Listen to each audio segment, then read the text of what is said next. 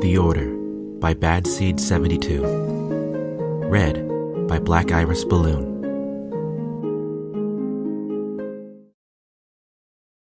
At the sound of the Royal Canterlot Band greeting Celestia's raised sun with the cacophony of trumpets, my eyes snapped open. At that moment, a set of old, frail hooves knocked on my door.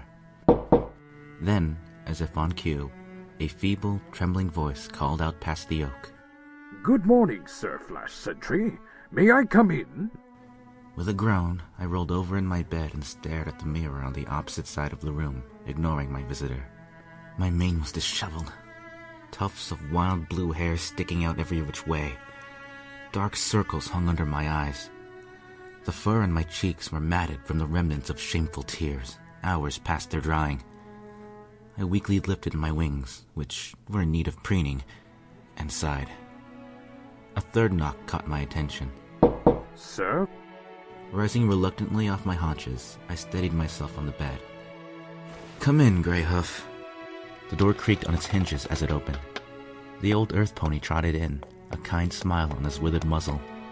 Cloaked in the traditional black and white of a butler, my personal servant bowed before my hooves as he closed the door behind him. "Good morning, sire." Moving down to the floor, I stretched my neck and wings, sighing as the joints along my back popped in release. "For the last time, Greyhoof, just call me Flash." "Aye, but sire, you and I both know how well that would go over." A small grin curled across his muzzle before he trotted over to the wardrobe and opened it. "Now, why don't you sit back down, and I'll get everything ready for you, sire." Messing the matted fur in my cheeks so that the treacherous trails of dried tears were no longer visible, I nodded. No matter how many times I told Greyhoof that I need no assistance in maintaining or donning my armor, he wouldn't listen. He would only shoot me a smile and chuckle while carrying on, much to my chagrin. I had long since abandoned trying to deny him any further. While Greyhoof inspected my armor and began to polish it, I preened my wings and twiddled with my forehooves. It was another day in Canterlot Castle. Another day in the Royal Guard. Another day in this world in which I did not belong. "Ah, here we are." Holding up the golden chestplate, which shone in the embrace of Celestia's rays, Greyhoof gestured for me to bow my head. Reluctantly, I got back down on the floor and did so, allowing my servant to slip my sacred armor onto me. After the chestplate came the shoulder guards, flank guards, and backplate. Last but not least was the blue saddle blanket, which Greyhoof draped over my backplate. Unlike most Pegasi royal guards, I was of a high enough rank to wear the noble blue saddle. Finally, Greyhoof slipped me into my iron horseshoes. I admired myself in the mirror, or at least I tried to. Brilliant golden armor blended in nicely with my tangerine coat. My superiors would praise the way my servant cared for my armor. When Greyhoof picked up the mane brush in his teeth for the next task, I could bite my tongue no longer. "Come on, Greyhoof. I can take care of my mane myself." His eyes widening for a second, Greyhoof paused before sighing and sitting down. "Now, sire, you know that—" Yes, I know already." I began taming the wild blue of my mane. Glancing at myself in the mirror of my wardrobe as I brushed, I realized just how prominent the dark circles under my eyes were. Lacking the time to dwell on them, or even to conceal them, I merely sighed. A few more quick strokes were all that I justified before I set the brush down on the nightstand. There was nothing special going on today. No superior to impress, no mare to woo. There was just today. Another ordinary day, much the same as all the others. Donning my helmet, I ran a forehoof through the thick, matching blue bristles and gave Greyhoof a bit of a sheepish smile. "I'm sorry, Greyhoof." Shrugging it off, Greyhoof stood up again and smiled back. "No problem, Sir Flash Sentry. Is there anything else I can do for you this morning?" "No, but thank you as always, Greyhoof." "Any time, sire." As he began trotting away, Greyhoof paused inches from the door. Looking over at me with his tired eyes, a wry grin spread across his muzzle. Have you told her yet, Flash? The day I tell her, Greyhoof, is the day I lose this armor. We shared a moment of sympathetic silence before Greyhoof nodded slowly, his cheeky smile falling to the floor. He turned the knob and gave me one last glance. Have a good day, sire. I waited until the steady beat of Greyhoof's old steps left my earshot. Ready for another day, or at least pretending to be, I slipped out of my room. As I trotted down the hallway towards the lower levels of Canterlot Castle and breakfast, I heard Princess Twilight Sparkle's voice. The Princess of Magic was trotting up the hallway in my opposite direction. As always, she wore a dazzling grin, each molar shined to a pristine glow. Not one single lavender feather was out of place. She preened far better than I could ever hope to do. For a moment, my mind teased the thought of preening my princess, but I shook that delusion away. The stone of nausea settled in my stomach. Hearing her voice was always the hardest. As she passed the other royal guards, who, like me, were making due haste towards the stairs in a futile attempt to calm their rumbling stomachs, she greeted each of them pleasantly. Good morning. So good to see you. And to each greeting, each royal guard would bow his head, saying perfectly, Good morning to you too as well, Princess. At the mere sight of her approaching me, I tensed. It never got any easier. Closer and closer I trotted, my eyes fixed on the stairwell. Willing myself to focus, I took a deep breath, trying to seem unfazed by my princess approaching. I suppressed a gulp and stared straight ahead, remembering my training. I was a royal guard, a defender of Equestria, a knighted servant. Nothing and no pony would faze me. Nothing and no pony would usurp my training or steer me off the straight and narrow path that had been outlined for me since the day of my birth. My father had been a royal guard, and his father before him, and his father before him, and... Good morning. So good to see you. She was standing mere feet away from me. I bowed my head and dropped to my hooves, cursing the lightness of my coat. I could already feel the heat in my cheeks. I knew that Princess Twilight could see it too. I hoped that I'd bowed in time. Good to see you as well, Princess. Thank you. You can stand up, Flash. Flash?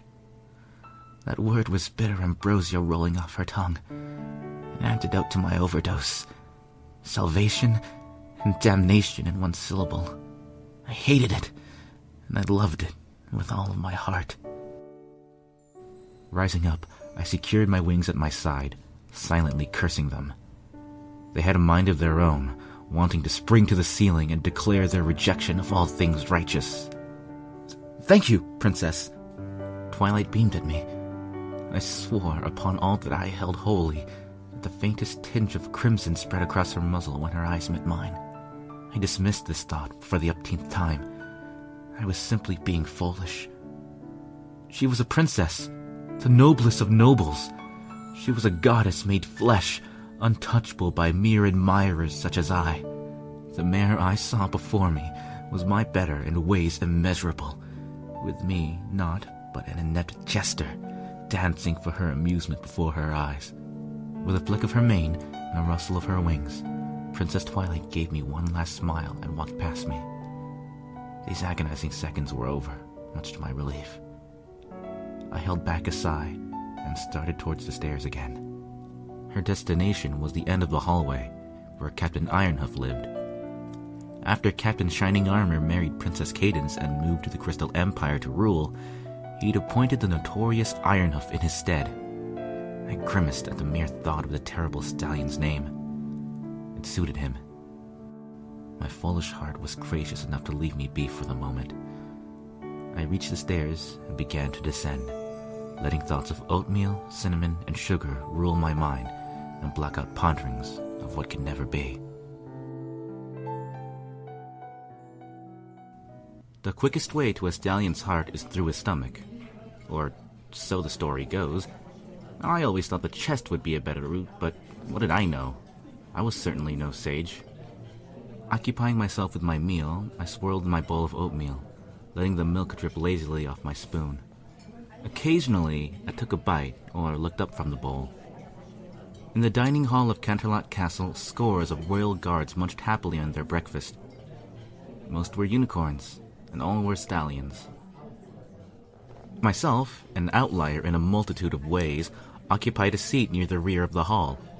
I knew I wouldn't be alone for too long. After a few minutes of playing with my food, 2 white royal guard Pegasi arrived, bowls of their own in hoof. Good morning, Flash Sentry. Good morning, Sharpspear. You look a little ragged this morning, Flash. Night on the town, eh? Meet me hot mares? No, Steelwind, I did not. Steelwind and Sharpspear exchanged a knowing look, their smiles fading. You alright, Flash? I'm fine. I'm just tired. Sharpspear opened his mouth to object, but Steelwind nudged him in the chest. With a slow, sorrowful shake of his head, Steelwind said it all. Sharpspear nodded. The other 2 Pegasi buried themselves in their bowls, wolfing down the sweet delight of oats, sugar, and cinnamon as if it were their last meal. Meanwhile, I counted my bites, trying to discern any change of taste. 3, 4, 5... By the 17th bite, the bowl was empty. I ran my tongue across my gums. Some pony once told me that unrequited love ruined the taste of sweet oats. I was certain that I'd been lied to. So, what's your assignment today, Flash? Princess Celestia would like me to stand guard at royal court today. Beats mine. Old Ironhoof wants me to guard some tea party in Ponyville. Sure, Princess Cadence is coming, but still, it's a tea party. And you'll still manage to buck that up, Spear. The 2 began to bicker amongst themselves about who was the worst screw-up, leaving me alone in a sea of armored muzzles. Playing with the spoon in my bowl, I waited for the storm of spears and steel to pass. They always play-fought like this. Hell, if I didn't know any better, I would swear they were lovers. A small smile curled at the corner of my muzzle. The thought of some pony else being happy could only temporarily lift my spirits, however. Soon, there came the call of another set of trumpeteers. Breakfast was over. My day would truly begin now. Still as stone and statue, I stood near the door to the royal courtroom, spear in forehoof. Today, Princess Celestia had yet to entertain a single civilian. Most days, there were at least a few visitors. The sound of light chatter served as a pleasant distraction. When my princess was making small talk with the civilians about tariffs or trade routes, borders or blood feuds, I didn't have to think. The drone of powers and principalities were enough to lull me into a petrified trance. Focusing on their voices and the subtleties within was more than enough. But today, I had yet to find my distraction.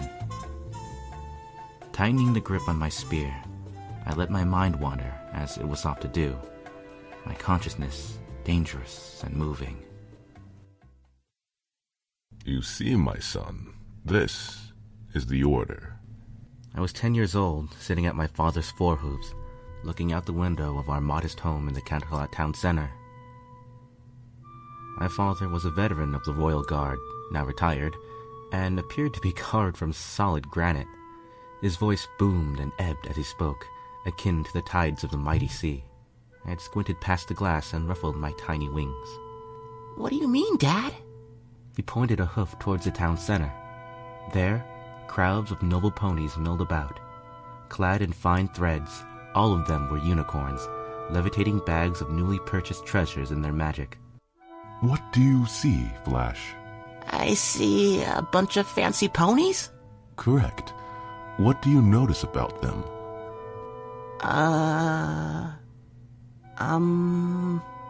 What do they have that we don't? Nice clothes? Besides that. Oh! Horns! Correct, Flash. They are unicorns. They are spellcasters, and they are nobles. Not all unicorns are nobles, but if they are not nobles, they are warriors. Like you, Dad? That's right, my son. Unicorns are, for the most part, royal guards or nobles. What about Pegasi? Pegasi are a mixed bag, Most of us are weather workers or royal guards. Oh. And earth ponies? While they lack wings or horns, they are full of magic as well, my son. They perform almost all manual and agricultural tasks. They build roads, bridges, and homes. They sell wares, they till the land, and they harvest the crops. Are they royal guards too? Not really. It is difficult to gain an upper edge in combat against enemies like changelings or diamond dogs without magic or flight. Earth ponies are not enlisted into the royal guard except under extreme circumstances, such as war. Oh. Why aren't there any Pegasi or earth pony nobles? Such is the order, my son. I blinked. I mean, what could someone as young as me know what that possibly meant? You will learn in time, Flash Sentry, that there are some things some ponies are suited to doing more than others. But every pony can talk and write! Isn't that all nobles do? Write and talk to each other? Make trades and deals? It is not that simple, Flash. But... By birth and by blood, nobles are made, son. Nobles are of royal blood. They are connected to the princesses in some way. They are not made, they are born. Such is the order. So they're special just because of how they were born? You stop that kind of talk right now. But... Now! I flinched, scooting back a bit. My father grabbed my muzzle and forced me to stare once more into his eyes. The way we are meant to be is the way we are born. What we are born into. You were born a Pegasus, and not just any Pegasus. A royal guard Pegasus. I was in the guard, and so was your grandfather, and your great-grandfather, and... Okay, jeez, I'm sorry. I'm only telling you this for your own good, Flash. You must understand the order. You must understand the way things are. That way, when you are of age and you begin to notice mares, you will... Mares? Ew! My father just laughed, pulling me into a tight hug. It'll be sooner than you think, my son. Sooner than you think. The sound of alicorn magic opening the great heavy doors to the royal courtroom snapped me back into reality. Slamming the end of my spear down on the checkered stone floor, I stood immediately at attention, watching with narrowed eyes as Princess Celestia opened the door for her first subject of the day. In the threshold appeared a meek earth pony, who cowered as the door swung around her. 2 Pegasi guards escorted her in. The mare seemed reluctant to lift even a hoof, her eyes wide and her muzzle trembling. I stayed stoic and watched the mare's every move. Good morning, said Celestia as she closed the doors with another flick of her mighty horn. She did not move from her throne as her subject approached, sitting tall on her haunches. Her ethereal mane flowing in constant, unseen rhythm behind her, she smiled when the lowly mare bowed prone before her on the red carpet. Thank you for letting me come, Your Highness, the mare said shakily, keeping herself low. The 2 other guards bowed as Celestia acknowledged them, as well as myself. You are welcome, my faithful subject. With a smile and a flick of her mane, Celestia prompted the mare to rise. She complied, wobbling up to her hooves, which knocked and clattered against each other. After clearing her throat, Princess Celestia lit her horn and selected a scroll from a towering mountain of them beside her throne. Now then, Miss, Clover, Your Highness. Both Pegasi guards flanking Clover shot her a glare at her interruption. I narrowed my eyes and tightened the grip on my spear. Celestia paid no heed to her error, simply nodding as she said, Ah, yes. Miss Clover, I believe you are here regarding a request, yes? Yes, Your Highness. Swallowing, Clover fidgeted and stared at her hooves. I see. Levitating Clover's letter, Celestia read it over once more, then chuckled. Ah, I see. Clover tilted her head and looked up slightly. Your Highness?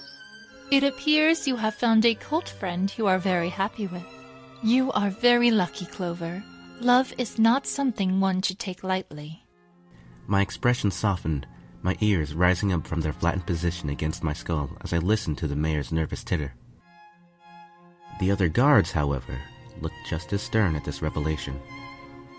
Thank you, Your Highness. I love him very much. Indeed you do. Celestia smiled again, then returned to the parchment. A few seconds ticked by as she read the letter over again.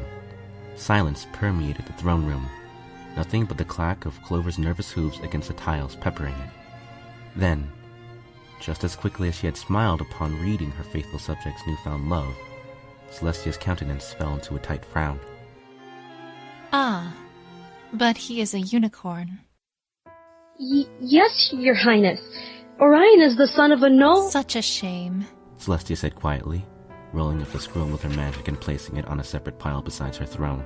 She brought a hoof to her chest and sighed. I'm sorry, Clover, but I cannot help you. But he and I, we love each other very much, Your Highness. It's just our families. I'm sorry, Clover, but there is nothing I can do. You know our laws. The old ways have been with us since the dawn of Equestria, and as their enforcer, I have no intention of changing them. I am sorry. But I'm sorry, Clover. I cannot make any exception to the law, no matter how compelling the reason may be. While I admire the love that you have for Orion and his for you, I simply cannot allow such an important tradition as marriage to be broken and bent for the sake of emotion. I tightened my grip on my weapon, but not on account of the distraught mare cowering before Celestia's hooves. Feeling my lips draw back and my jaws clench in an involuntary snarl, I could only watch in silence as an old sick anger began to flow through me. While tears began to dot the carpet below Clover's hooves, I grasped my spear tighter, as if I could steady myself and channel my disgust through it and to the floor. please, Your Highness, I love him. I love him so much. I know you do, Clover. You are not the first to have made this mistake. You are confused, young mare. Rising from her hooves, Princess Celestia trotted gracefully over to the sobbing mare and lifted her chin with a forehoof. You are just confused, young Clover. What you think is love is not meant to be. It is not of nature, of order. As much as I celebrate love, I cannot condone what you believe it to be. But I'm sorry. Please, go and find a stallion of your stature and pursue him. You will find yourself much happier when you go with what the ancients intended for us. Clover found no comfort in Celestia's smile and continued to stammer in protest. She hadn't pushed not but a few syllables out before Celestia flicked her mane towards the door.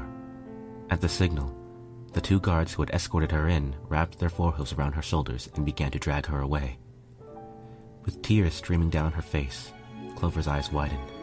She began to thrash, flailing her hooves uselessly in the grip of the strong stallions.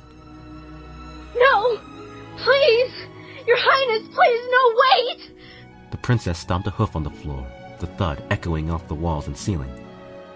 Clover, calm yourself. This is for the best for every pony. No, please, Your Highness, I love him! Clover wailed, hiccuping between mighty sobs, kicking her forehooves and clawing towards the floor. The Pegasi guards simply hovered into the air and pulled her through the open door. As she passed through the mighty doors, Clover's eyes locked with mine. For an instant, I saw somebody else reflected in her shimmering pupils, and a cold wave of recognition passed through me. Securing the doors once more, Princess Celestia sighed and shook her muzzle. Looking up to her remaining guard, she asked, What else could she have expected from me, Flash Sentry? Bowing as I was acknowledged, I replied, I am not sure, Your Highness. You are very wise, and you did the right thing, Princess. With another sigh, Princess Celestia spun on her hooves and headed back towards her throne. While I sympathize with the plight of forbidden love, Trailing off, she glanced at a stained glass mural of discord being defeated by herself and Princess Luna, in a time when Equestria and the Order was new. rules are not made to be broken. Yes, Your Highness. The rest of the royal court that day was uneventful. The entire time, I couldn't get Clover's sobs out of my mind. When the Canterlot band announced the rising of Luna's moon with a gentle serenade of flutes and clarinets, I was excused from my duties. I stopped first at my room and locked up my spear, although I did not remove my armor yet. My stomach rumbled once more, sending thoughts of hearty vegetable stew and crisp salad galloping through my mind. Glad to have reached the end of another day, I turned to leave my room when a knock at the door halted me. I would always recognize that timid rapping. "Come in, Greyhoof." Greyhoof strode in, a kind smile on his muzzle once again. Good evening, Sir Flash Sentry. I hope you had a pleasant day. Just another day in paradise, Greyhoof. Adjusting the glasses resting on the bridge of his nose, Greyhoof nodded slowly and gave his own little sigh. Ah, yes, sire. I can certainly relate. Have you had your dinner yet, perchance? If not, I could go and fetch something for you. No, it's fine. Besides, if I keep skipping dinner, Steel and Spear will get even more suspicious. Yes, sire. Those two are certainly observant. I winced, remembering how my pseudo-friends had treated this kind servant standing before me. It had taken more than one instance of the cold shoulder to get them to treat Greyhoof like a pony, rather than an object. Sighing again, I chose to steer the conversation away from anything more about those two hooligans. "So, Greyhoof, what brings you here this time of night?" Greyhoof coughed and reached inside his suit, pulling out a small piece of parchment. I have a message for you from Captain Ironhoof, my lord. My nostrils flared at the mention of that name. What does he want? Almost tasting the venom dripping off my words, the old stallion took a step back towards the door and read the message in his hoof. The captain requests your presence at once. He then set the message down on my nightstand. But why? Coughing to a forehoof, Greyhoof shook his head. I'm not sure, Sir Flash Sentry. He took another step towards the door. Please excuse me. It is late, and I'm afraid I must have my own meal soon. All right then. Greyhoof bowed and opened the door to leave. Greyhoof. Yes, sire? I really appreciate what you do for me, Greyhoof. A faint smile curling across his muzzle. The old stallion bowed his head and chuckled. Ah, it is nothing, sire. Just the order of things. And before I could object, Greyhoof slipped out of the door. Good luck, Flash. The 1,000-mile journey down the hall to Captain Ironhoof's office began not with a single step, but with a shaky breath. I steadied my wings, which dared to rise in my fearful irritation as I made that journey. Not one single fellow royal guard roamed these halls during this time, making my rhythmic hoofsteps echo off the ancient stone. When I finally reached the door, the deep bass of the captain's laugh invaded my ears from behind the oak. Biting my lip, I knocked loudly on the door, enough to drown out and muffle Ironhoof's laughter for a few precious seconds. Then, the same deep voice called out, "Get the door, serving bell." A young earth pony opened the door for the captain. His eyes widened as he took in the sight of me looming over him. Good eve. Ah, there you are! Ironhoof rose from his desk and trotted over. The thickly muscled silver unicorn stallion beamed brightly at me, while I tried to give my all to return it with even the slightest of grins. Ironhoof looped a forehoof around his servant's neck and yanked him away with a bitter glare. That's no way to treat our guests, serving bell. Yes, sire. I'm sorry. Bah! Go to the kitchen and fetch us some wine, serving bell. A fierce smirk on his face, Ironhoof pushed the servant out the door and gestured for me to come inside. I complied, exercising every ounce of my restraint to hide the glare and frown that brewed beneath my mask and kept my strong wings tucked in submission. I stepped aside for the servant rushing past me, and sent the smile meant for him to Captain Ironhoof. Good to see you, Flash. Please, sit down. Thank you, sir.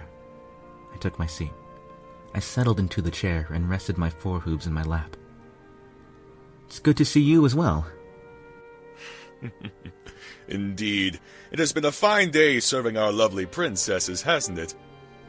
He took his seat and gestured toward a serving tray on the desk. Please, eat. Help yourself. I glanced cautiously upon the serving tray.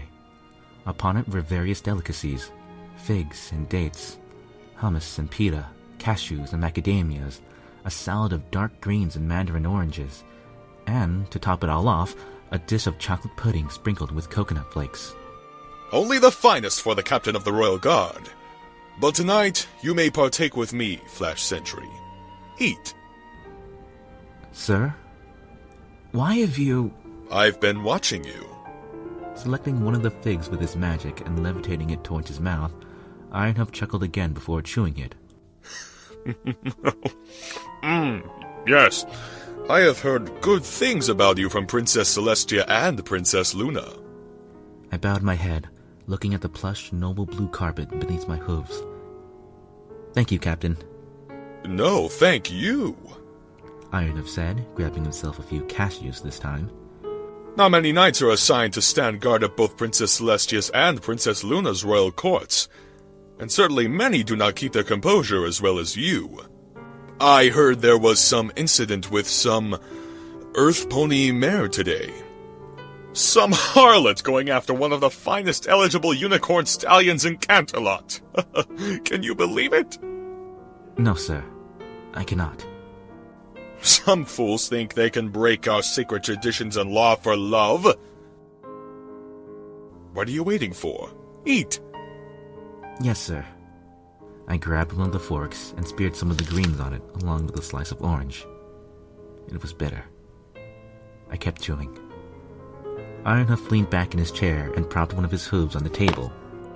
That wench of a mare screamed her fool head off, but you stayed calm. Princess Celestia was pleased with the two who escorted her out as well, but you, Flash, she mentioned you specifically. Thank you, Captain.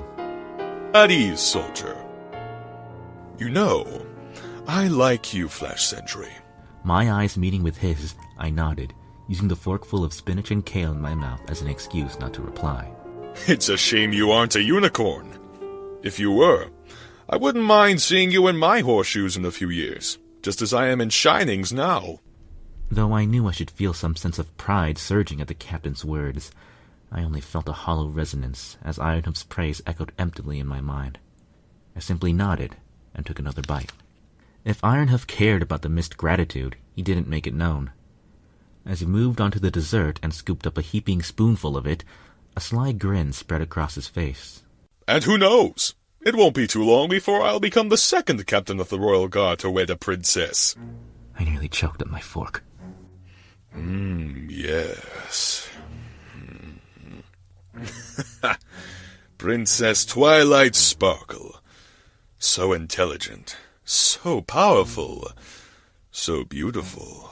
The tines of my fork scratched against my tongue and teeth as I bit down on it hard. I gnawed on the metal while my blood boiled. Meanwhile, Ironhoof seemed to forget that I existed at all and began waxing poetic about the newly crowned Princess of Magic. Much more beautiful than Cadence, yes. Sweet and demure, but with a bit of a bite to her as well. Just perfect. The Grand Galloping Gala shall be coming up soon once more, and, as Captain of the Royal Guard, I will escort and accompany her accordingly. It shall be a grand evening. I pulled the fork out of my mouth, ignoring the copper taste of my own blood. My smile almost cracked my muzzle as I forced it across my face. Yes, sir. It shall be. Ironhoof set his spoon down with his magic and leaned across the desk. Now, back to why I called you here. You will be working a new post. You have been assigned to stand guard at Princess Twilight Sparkle's royal court, starting with her opening day tomorrow. My eyes widening, I struggled to hold my wings down and conceal the blush beginning to spark and ember upon my tangerine cheeks. Tomorrow, sir? Yes, tomorrow! And I expect nothing but your best, Flash. You may be no unicorn, but you're the best Pegasus guard we have. And I want some pony trustworthy to look over the new princess's court. Poor little mare is nervous. How would you know, you old arrogant haughty son of a... Sire! Sire! Serving bell burst through the door, a serving tray with 2 wine glasses and a half-empty bottle balanced on it. "I'm so sorry, Sir Ironhoof. The kitchen was short on hooves and some of..." You delayed, attending to my needs, to take care of some of those other filthy underlings? How dare you! I'm sorry, Captain. Out with you! He flung the doors open with a quick spell. Serving bell bowed low and scurried away, sweat pouring down his mane and neck, his eyes as wide as dinner plates. Ha! Forget him. Earth ponies. Bah! Shame you will never know the glory of unicorn magic. He levitated one of the wine glasses to me. "Yes, sir. A shame." Pegasi are a nice middle ground. Perhaps you will find yourself a nice weather Pegasus at the gala. Maybe even one of the Wonderbolts. Eh? "Yes, sir." I kept him company for the rest of the meal, listening to him boast of his accomplishments and praise the beauty of Twilight sparkle. I barely touched my food, and only tasted the wine. By the time I was dismissed, my anger had dissipated, replaced with the hollow echo of my hooves smashing the silence against Canterlot Castle's cold stone. There was no longer any tightness in my chest, or color in my cheeks. There was no fire in my muscles, or ice in my piercing blue eyes. There was only the haunting anticipation of what would come tomorrow. The dream did not come to me that night. I was grateful for that. When I lifted my head from my pillow that morning and glanced at the mirror, there was no matted fur in my cheeks in need of concealing. Greyhoof's knock soon followed this revelation, and the morning monotony began once more. While Greyhoof tightened my armor, I finally spoke up. "I'm starting a new post today, Greyhoof." Greyhoof paused, looking up as he secured my chestplate. "Oh, and where would that be, sire?" "Princess Twilight Sparkle's royal court." I stayed expressionless, looking down to the old stallion's empathetic eyes. "I see." Finished with the chestplate, Greyhoof moved next to my shoulder guards, buying himself a few seconds of silence. "Well, I'm certain you will do a great job, sire." "That's not what I'm worried about, Greyhoof. It'll be so much harder when she's right there." "Well, you are a very disciplined royal guard, Sir Flash Sentry. Stallions of lesser stature would not be able to do what it is you do." "But what do I do? Hide my feelings? Act like all of this is okay? Live a lie? I mean, how can you do this, Greyhoof? Thousands of years since the old laws were put in place, and no pony challenges them. And ponies like you and I get the brunt of it all. Why?" Sighing to himself, Greyhoof walked over and placed a forehoof on my shoulder. "Sire, this is the way things have always been. For you, and for me, and for every pony in Equestria. It is just how things are." "Well, it's not fair." Greyhoof coughed and lowered his forehoof, staring down at the floor. I stared with him, angered at myself for acting so foolish. It's just the way things are. The way things are meant to be. It was for our own good. For every pony's own good. The 3 tribes may have united and formed Equestria, but they each had their own ways, their own customs, their own culture. And it was best to keep them separate. Kindness shining in his old eyes, Greyhoof looked up again and patted my shoulder. "It isn't, dear boy. It isn't fair. But it is the way things are, and we cannot change that. We can only do our best to cope and fit into this world. So, we dream of a better one." I placed a forehoof on Greyhoof's shoulder and steadied him. "You would have been a great royal guard, Greyhoof. A noble, even." "A servant I was born, and a servant I shall remain. Though, I am proud to be your servant, Flash. For a moment, the silence was not unwelcome. It was the silence of old friends in an old world, both wishing it to be new. Greyhoof finished assisting me with my morning routine. Then he bowed and wished me well. I ignored the rumbling of my stomach, taking this time to prepare myself for the first in a long line of difficult days. Having skipped breakfast, my stomach was empty, but it dwarfed the raging void within me. As I made my way through the hallways, clad in perfect armor and with a sharpened spear in my hoof, I was grateful no pony paid any attention to me. Sharp Spear and Steelwind must have been busying themselves with breakfast and banter still. I sighed in relief as the doors to the royal courtroom came into view. While Celestia and Luna usually took opposite turns holding royal court, especially since Princess Luna was only up and about during the evenings, Twilight Sparkle taking up the crown meant that the other two princesses could get a little break to themselves. Good for them. When I rounded the final corner, there she was. Princess Twilight Sparkle, standing there in all her glory before the doors while she waited for her knight to come and escort her. I gulped and dragged my hooves across the floor. My treacherous heart began to thunder once more, and the pair of usurpers on my back yearned to rise. Taking a breath, I willed myself professional as I walked to her. Oh, there you are, Flash. As soon as I reached her, I tightened my grip on my spear and bowed low. Good morning, Princess.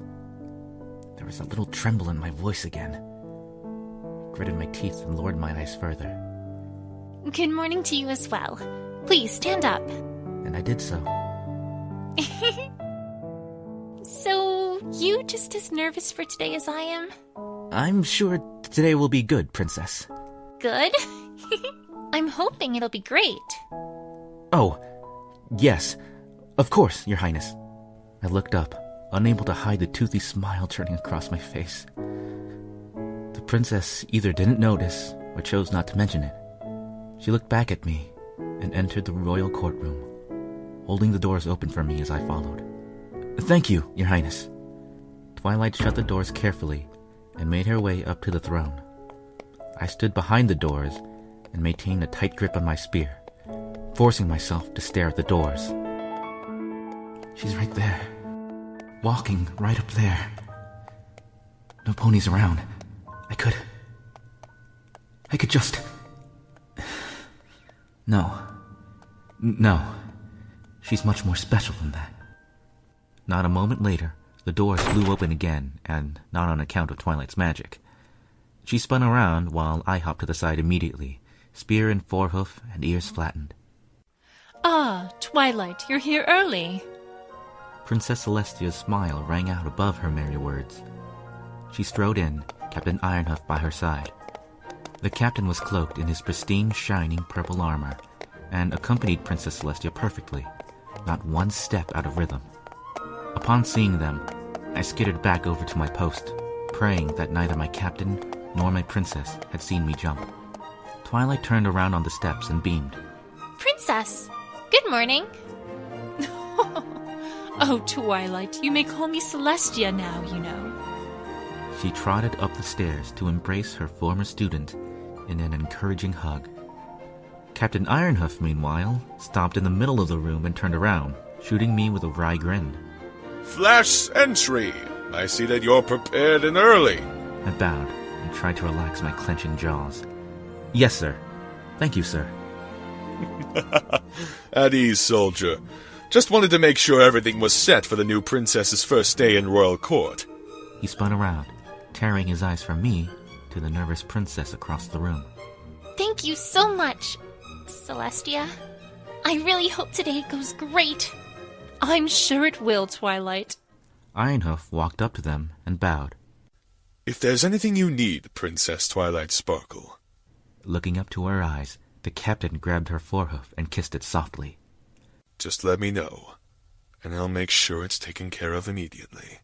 I never gripped my spear so hard in my life. I swore I could feel the steel begin to melt beneath my grip, the white-hot intensity of my adrenaline surging through me, it, and the floor. My wings had a mind of their own, wanting to rise and spread in challenge to the stallion across the room, who was eyeing the beautiful mare with nothing but hidden intention. Biting my tongue, I stared at the door again. My silent curses would have made any sailor blush. Thank you, Captain. I think Flash and I will be just fine. At this, I glanced over for a moment. She was staring straight at me. I looked back to the doors. Indeed, Your Highness. If there's anything else you need, please, let me know. Ironhoof winked and turned to Princess Celestia, who nodded. Embracing Twilight in one last sideways hug with a wing, Celestia said, Just remember what I have taught you, Twilight. You are very well versed in equestrian law and tradition.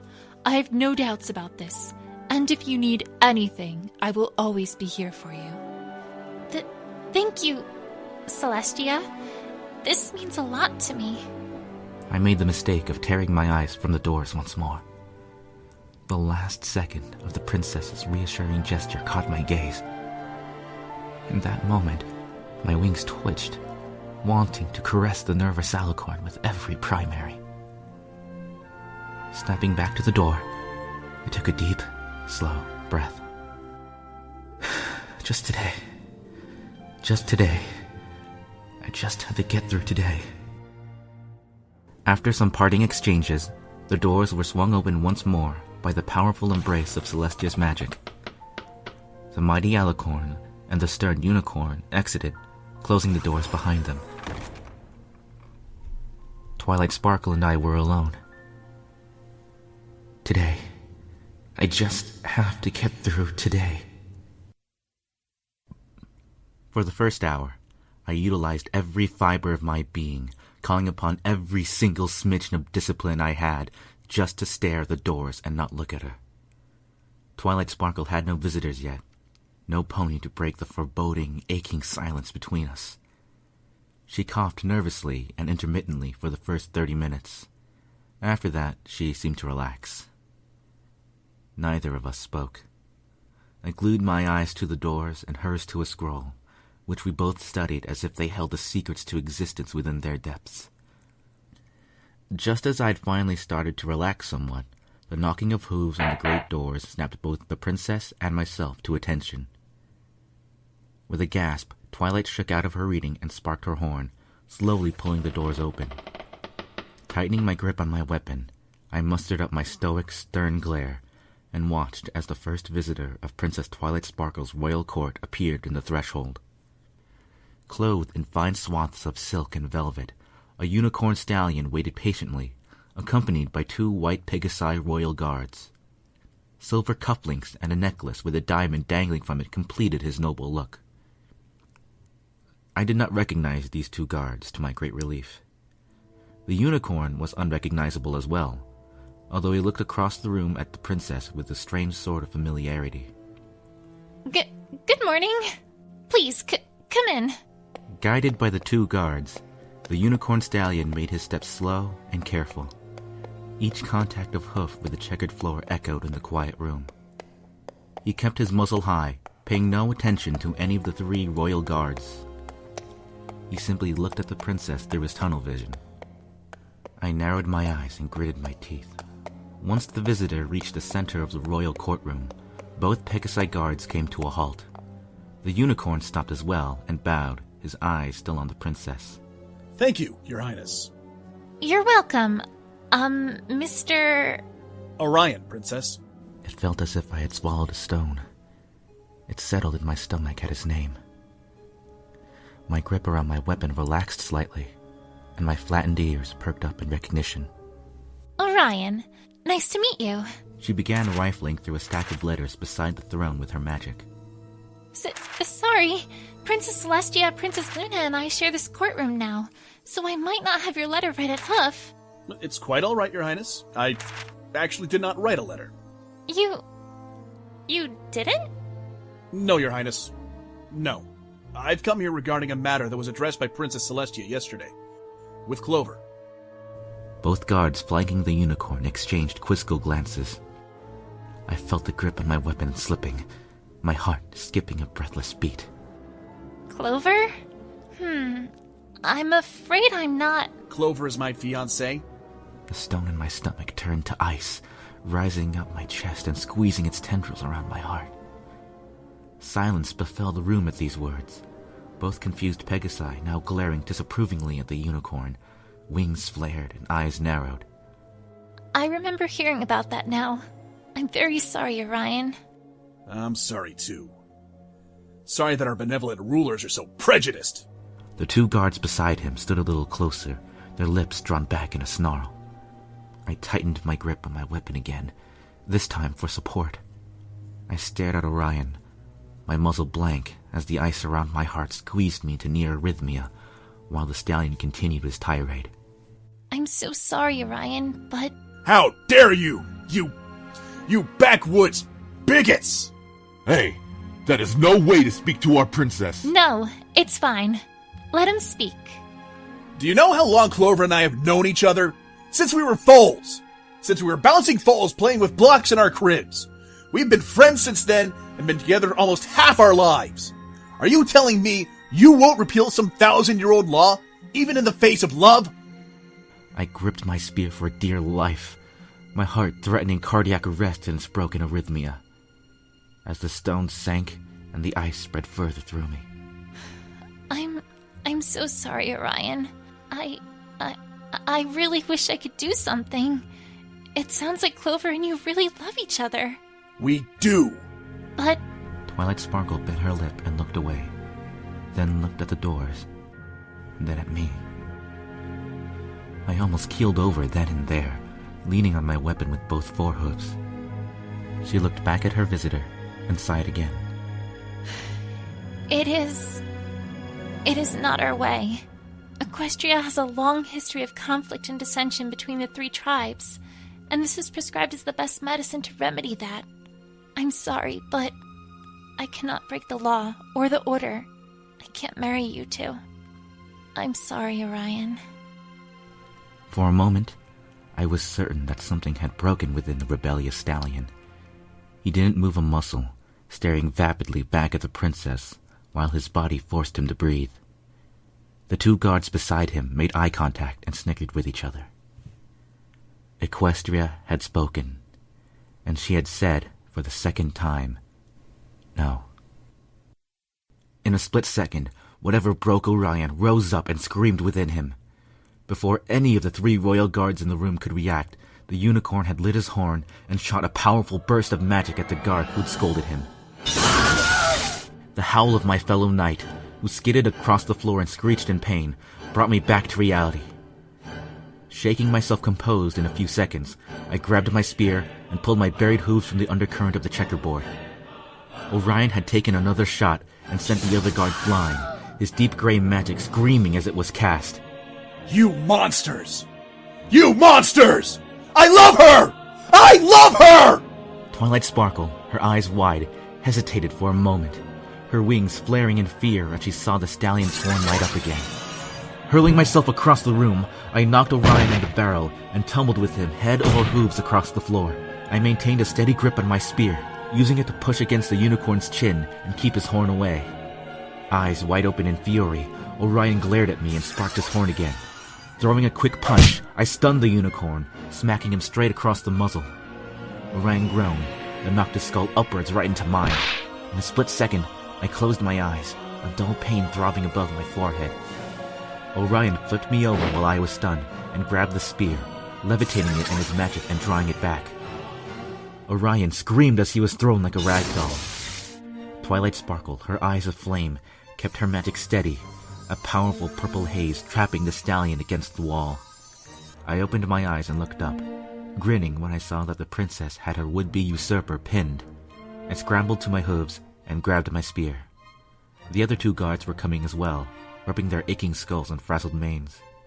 Monster! Monster! This is madness! This is madness! I rushed over, brandishing my spear and glaring pure hatred at the stallion. No! What you're doing is madness! Do you know how long you're going to be in the dungeons for this, you bastard?" The sound of hooves thundering against the floor snapped every pony's attention to the great doors. Princess Celestia and Captain Ironhoof rushed in. What's going on here? Flash Sentry! What happened? Month! Twilight tightened her grip on Orion and silenced him. I pointed at the stallion. He attacked the two other guards, and then the princess! Spreading her wings, Celestia sparked her horn, enveloping Orion in a burst of white light. Twilight Sparkle's spell was broken, Celestia overpowering her and seizing control of the criminal. All but Celestia shielded their eyes from the brilliance of this magic. When the white light disappeared, I turned to see Orion on the floor, his forehoofs hoof-cuffed behind his back and a limiter placed snugly on his horn. He screamed and bucked in response, only to be silenced by another flick of Celestia's horn, which muzzled his snout and mouth. Take him away to the dungeons. We'll deal with him later. The two Pegasi rose, bowed, and grabbed the prisoner in a flash. They took to the air once they secured him, zipping out of the royal courtroom with Orion struggling between them. Twilight looked over to her mentor with tears welling in her eyes. Princess, It's all right, Twilight. Twilight rushed to her embrace immediately, a few tears running down her cheeks while Celestia soothed her. Captain Ironhoof turned to me. We heard the commotion and rushed over here as soon as we could.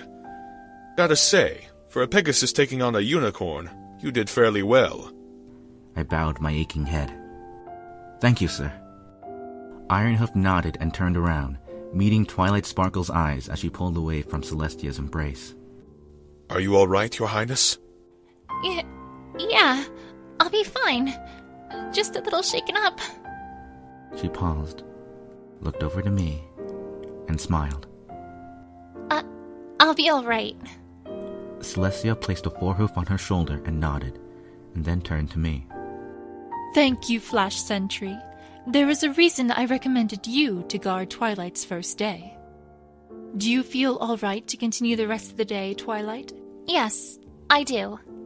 Now that we've got the worst out of the way, everything should be fine. Indeed, Your Highness. If there's anything else you need, please, let me know.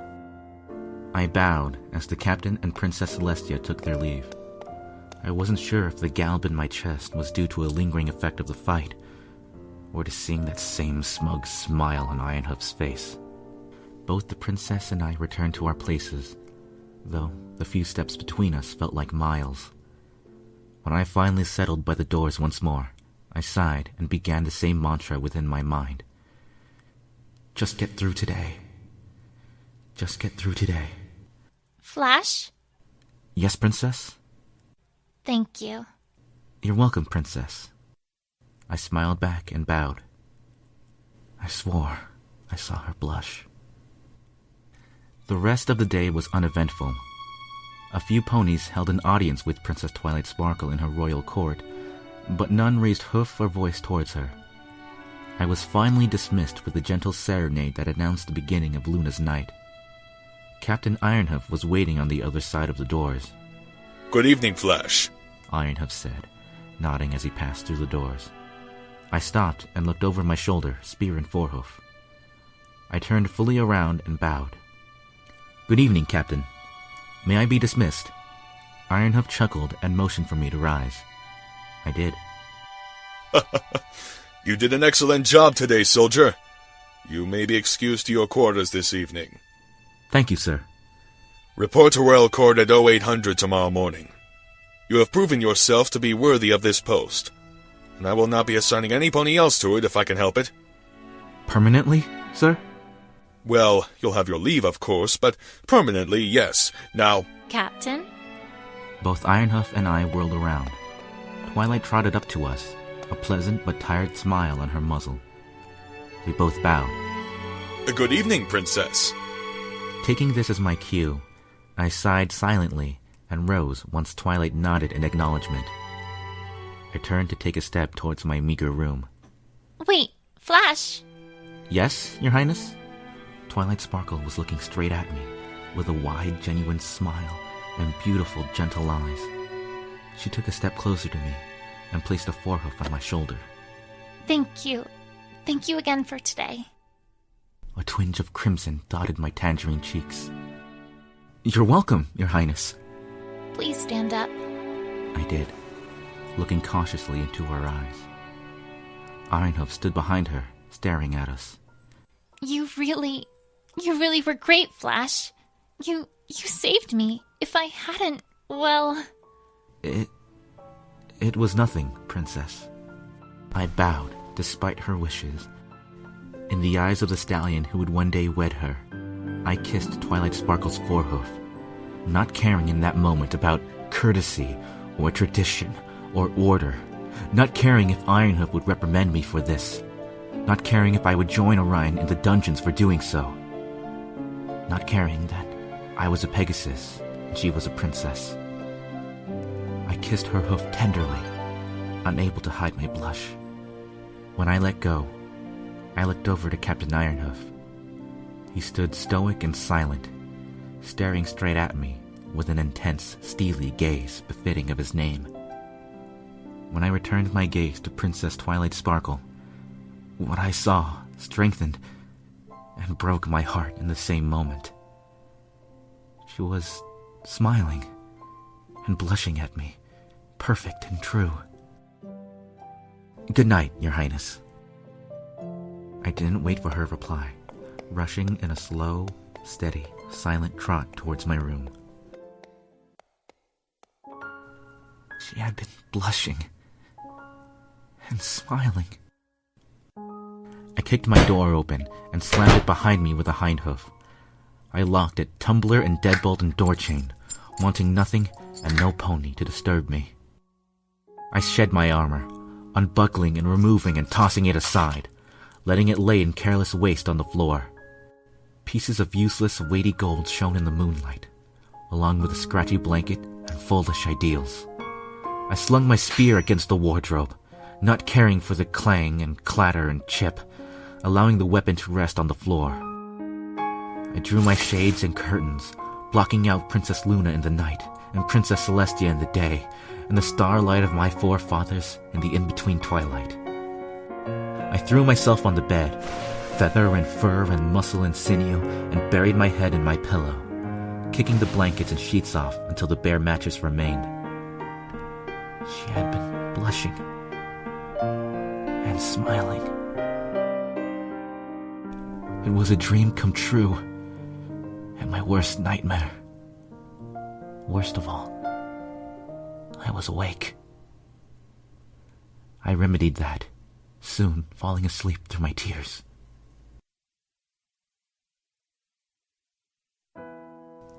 In my dreams, there was no division, no boundaries. In my dreams, I saw her and she saw me as equal. We were two souls searching in the same world under the same sun for the same happiness. Not two beings who might as well have been from another planet, so forbidden was our contact. There were no class divides, no ancient prejudices. There was no blood requirement to become a noble, or royal guard, or a captain, or the husband of a princess. There was no unwritten template for one's life, no fate sealed in stone. There were no fake pleasantries or swift punishments for disobeying them. There was just love. There was just love in that technicolor world of my dreams, where I and Twilight Sparkle bumped awkwardly into each other and bonded over tales of adventure. There was just love in that world, and shared laughs and nights of talking well into the dawn about much of nothing. There was just love and hope there. Hope and possibility and beauty and chance and choice. There was no suffering servant in that dream world, nor mournful would-be lovers, nor conniving captain.